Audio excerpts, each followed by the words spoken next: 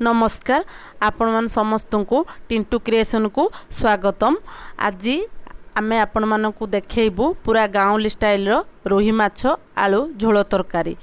जदि भल लगिला आपण आपन सांग मान सहित शेयर करेंगे, मो चैनल को लाइक करेंगे, सब्सक्राइब करने को जमा भी भूलिबेनी। सब्सक्राइब करी बेल आइकन को प्रेस करेंगे। चलतु एबे प्रस्तुत करिबे।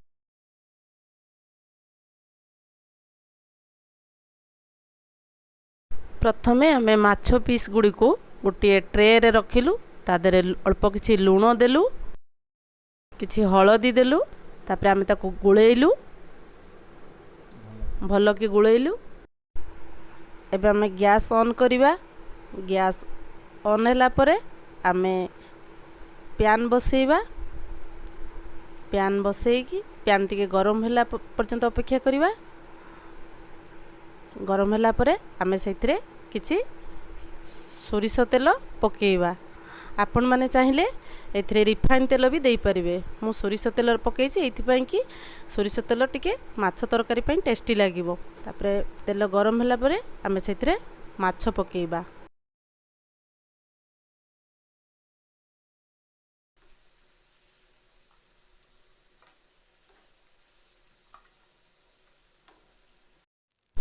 आमे एबे गुटे पट साइड माछ भाजी हे गलानी, ताको आमे अपोजिट साइड को उलटेई देबा। उलटेला परे आमे देखुछु आ टिके अपेक्षा करिबा।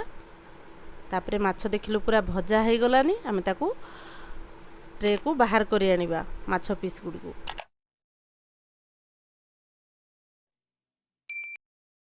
बळिथिबा तेल रे मु 2 खंड आलू काटिकी रखिथिली, ताकू भजा करि नबा। अल्प आलू देखंतु, आलू वर्तमान रेड कलर हे गलानी। बाहर कर नबु ट्रे को।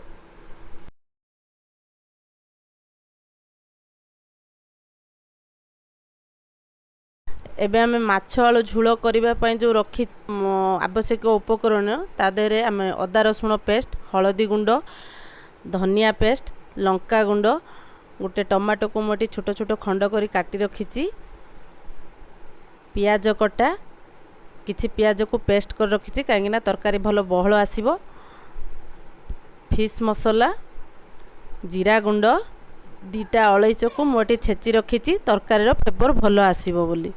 माछ आलू झोल पई आमे गैस ऑन करके पैन बसेइबा। पैन बसेइला परे सेतरे सोरिष तेल पकेइबा। आपण माने चाहिले रिफाइन भी यूज करि परिबे।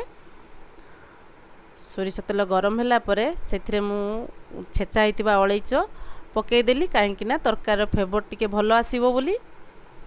अलैच टिके गरम होला परे आमे तादरे पियाज पकेइलु। पियाज को भाजीबु टिके। पियाज भाजी हे गला परे आमे एबे देखंतु केमती पियाज ब्राउन कलर हे गला। तादरे मु पियाज पेस्ट जो बनै की रखिथिली ताकू पकेइ दबा।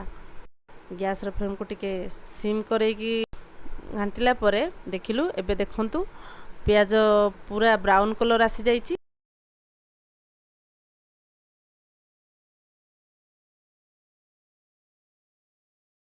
तादरे आमे अदा रसुण पेस्ट पकेइ देलु। तापरे आमे सेथिरे कटा होइथिबा टमाटो को पकेइबु। धनिया पेस्ट को पकेइबी। धनिया पेस्ट पकेइला परे सेथिरे टिके हळदी गुंड, जीरा गुंड, लंका गुंड, इथरे आमे अल्प लूण भी देलु। इथरे आमे अल्प पानी देई ताको घांटिलु। घांटिला परे आमे किछि 5 मिनिट अपेक्षा कलु। अपेक्षा कला परे पुणी देखिलु। देखिबा टमाटो जेमती पूरा सिझी जाईची। टमाटो सिझिला परे आमे सेथिरे माछ आलू को पकेइबु। माछ आलू को पकेइकी अल्प घांटेइबु। पानी देई मसला सहित माछ आलू को टिके छाड़ी देबु किछि समय भिजिबा पई। एबे आमे गैस रो फ्लेम को पूरा लो कर देबु। धीरे धीरे हमरो मसलाटा कसी हे आसलानी माछ सहित। आमे आउ किछि पानी देलु। पानी देई आमे ताको छाड़ देबु। टिके हाई फ्लेम देई फुटिबा को छाड़ी देलु। लूण टिके पकेइलु ता देरे। एबे हमरो तरकारी हे गलानी। आमे इथिरे कटा होइतिबा धनिया पत्र किछि पकेइलु।